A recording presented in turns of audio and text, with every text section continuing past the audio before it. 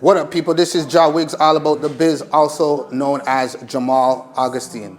Now, I am the owner of EPG, also known as M-Pro Graphics, and we also run a collaborative called Shopping It Local. Today, we are hosting an event called Network and Build, which is a networking event that bridges the gap between industry professionals and growing entrepreneurs. Today, we have a bunch of great performers and special guest speakers in the building, and we feel that this is important for community. It builds community, it builds us as entrepreneurs, and it also provides us knowledgeable information to help us in our daily lives. So if you want to be involved with upcoming events, whether you are a supporter or a patron or an entrepreneur looking to expose your brand, you can hit us up on our website at www.epgfx.com. You can contact me by email at mprographics@gmail.com, or you could ask any one of your friends about EPG and somebody will direct you my way.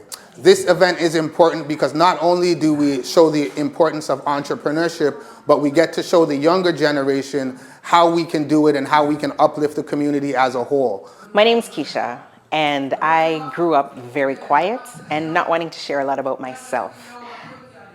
Coincidentally, I needed to learn how to speak better in front of others, and I wanted to be a better public speaker. And all of a sudden, I needed something to make me different. And so I went into our stories, the stories that we've told from generation to generation, and realized that I'm not just anybody. I'm not just a speaker. I'm a storyteller.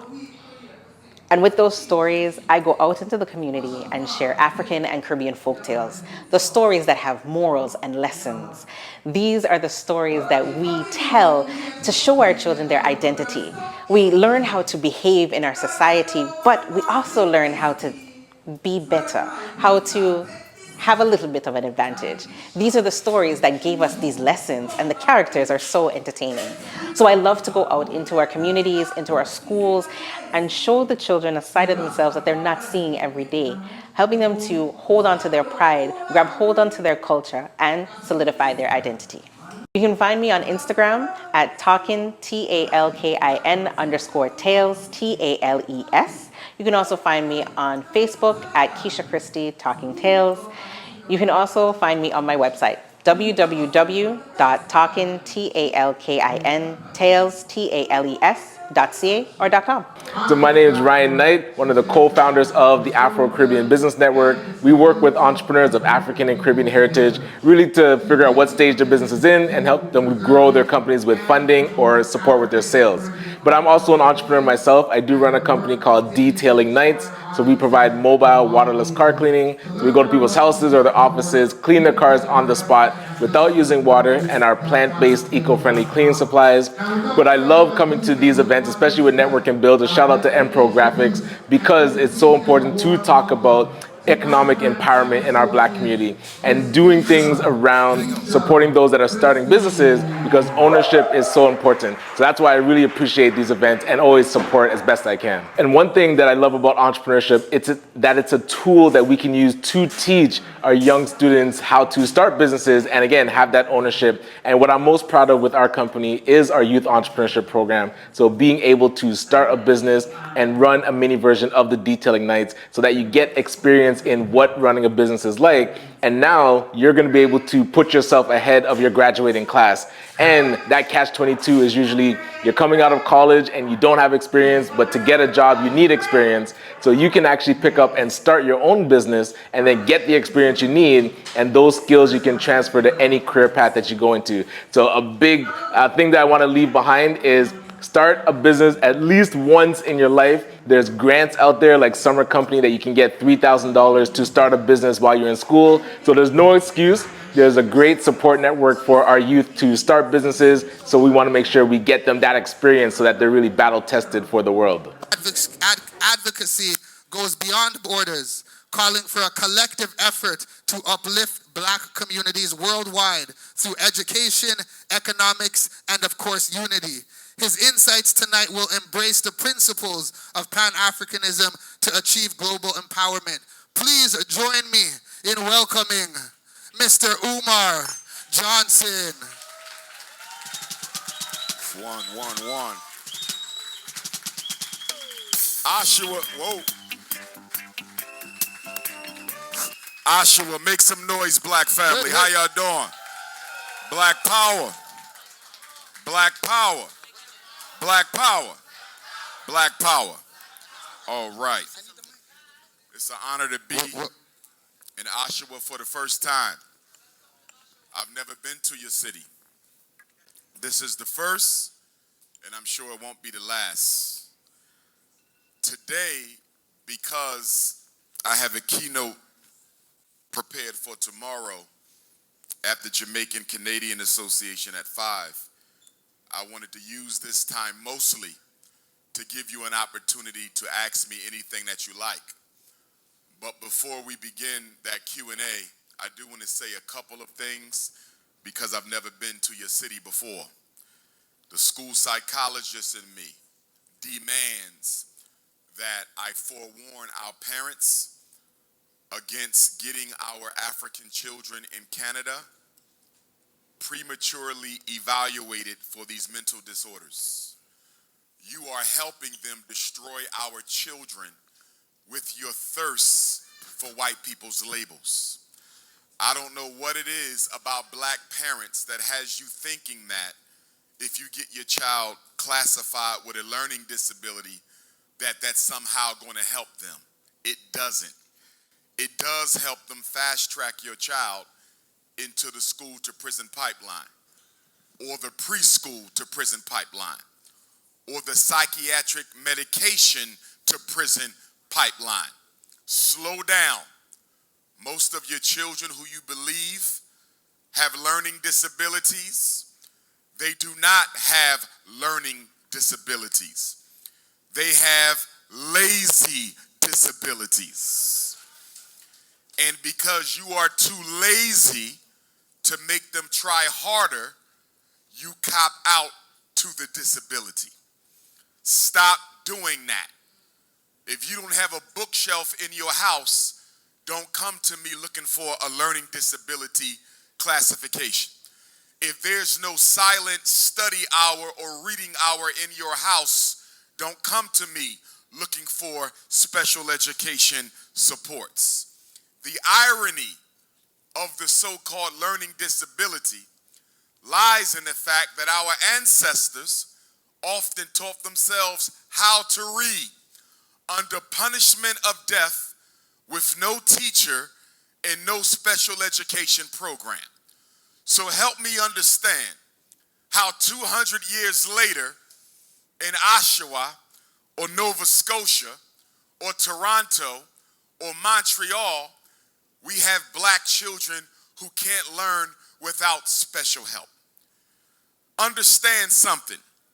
If I were in charge of the education system in Canada, we wouldn't diagnose the children, we would diagnose their parents. Because what I find in my work is that the problems of the children are normally sociologically passed down from their parents. For example, I've had parents tell me that I know my son has a reading disability or a math disability or a comprehension disability because his grandfather received special ed services and his father received special ed services and his older brother received special ed services. And I have to correct those parents by saying special education only been around about 50 years. It is not a genetically transmissible disease. And then they asked me, so how do you explain how all these generations of people in our family have the same problem if it's not inherited? I said something is inherited, but it's not inherited genetically. The reason why the grandfather had trouble learning how to read, and the father had trouble learning how to read, and the big brother had trouble learning how to read, is because the father was a victim of poor parenting, and the big brother was the victim of poor parenting, and the grandfather was a victim of poor parenting. In other words, you have an intergenerational issue of failing to challenge our children to achieve academic excellence. My name is Farley Flex, Nwaibo, and I'm here at the Network and Build event featuring Dr. Umar Ifatunde, put on by EPG Network.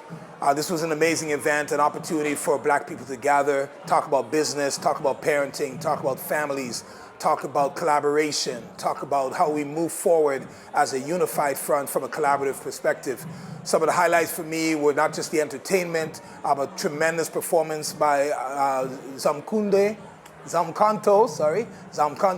who provided a beautiful piece on Africa itself. What we recognize is when we gather, we get a sense of who we are. Our cultural identity rises in terms of its the energy and the transference of energy from one person to the next. So for me, I had the opportunity to speak on stage and talk about the principles as I see them for solving many of the really, truly deeply rooted issues that black people face from the standpoint of the idea or ideology around having our own banks, having our own health care, having our own education, having our own grocery stores. These are things that will build autonomy and a sense of independence, as opposed to doing what I call living palms up. We would be living palms down, where we take and give of our own will. So at the end of the day, it's about the true definition of freedom, the true definition of Pan-Africanism, and how we can take Pan-Africanism to a level where it speaks to the independence of black people. It speaks to our heritage. It speaks to that fact that we're kings and queens, and speaks to the fact that we support the motherland without leaving other places, but being part of the motherland, whether you were born there or not. I always tell folks, when we gather, the next step is to, first thing, meet somebody new. If you only hang with those you know, then you cannot grow, right? The important thing is to meet somebody new, recognize what they do, what you do, and where the synergies might exist. The second thing is to establish a network and a follow-up by the organizers to allow people who attended the event to connect in one portal where we can start to have regular meetings to support each other's businesses, support each other's ideas, and also criticize each other's ideas, so that we're all growing and learning from one another. So one of the things we understand is our representation in this city leaves a lot to be desired. We are underrepresented in terms of how we influence the school boards. We have to do better as parents and recognize that if we can't parent as an individual or even as a pair, we have to seek out those who have done a great job at it. We need to reinstate our elders into our culture. You know, one of the things that Dr. Umar mentioned was the fact that we need to establish an elders council. That's one of the things that's actually in the works between myself and Ryan Knight from Afro-Caribbean Business Network. We are not held accountable to anyone because we're moving as individuals, but when we move together, we'll recognize that our elders have the wisdom and the guidance and can offer the discipline.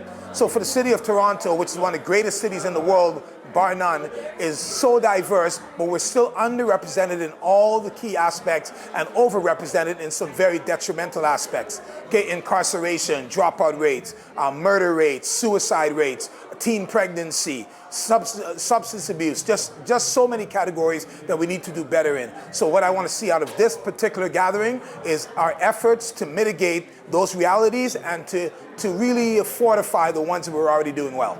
If I were to state what I want for the younger generation, I want them to connect with elders. I want them to recognize their power in their African identity. We're a lost people. There are many, many of our young people who are not connected to their cultural identity, and therefore they wander around with no sense of aim or direction. So we need to make sure that we're instating and reinstating in their souls to break the chains of intergenerational trauma that colonization and the transatlantic slave trade have caused. So when we hold them in our arms, as black men especially in their lives, whether you're their biological father or not, we have to hold on to each other, embrace each other, let our young people know that when they fall, there's somebody there to catch them. And we got to help our sisters, who are 73% of our homes are women only, right? Single mother homes. They need the support from black men and from other sisters who have the support, the time, the resources to ensure that no child falls between the cracks. When we talk about building an army from a socioeconomic standpoint, from a family infrastructure standpoint, the one thing I really believe we need to do, which is what we at Urban Res do, is work with brothers and sisters who are incarcerated and over-incarcerated based on racism, based on systemic racism, based on not enough acknowledgement of their social history. So what has to happen is we have to reintegrate these brothers and sisters into society to become contributing members of their society and contributing members of their home. right? Their home where they live, the community that they participate in, and make sure that they're representative of from a qualitative standpoint of what a true African adult is meant to be. One is a dying, my people are crying. We are living in the love of the Father, living in the house of the Almighty, yeah. Living in the love of the Father, living in the house of the Almighty, yeah. Whoa, whoa, whoa,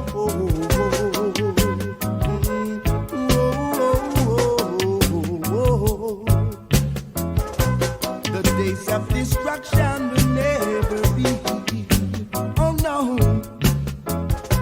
not unto a wise man who will see. Yet the fool thinks he knows it all. Here comes later, he stammers and falls. He goes down for a reason.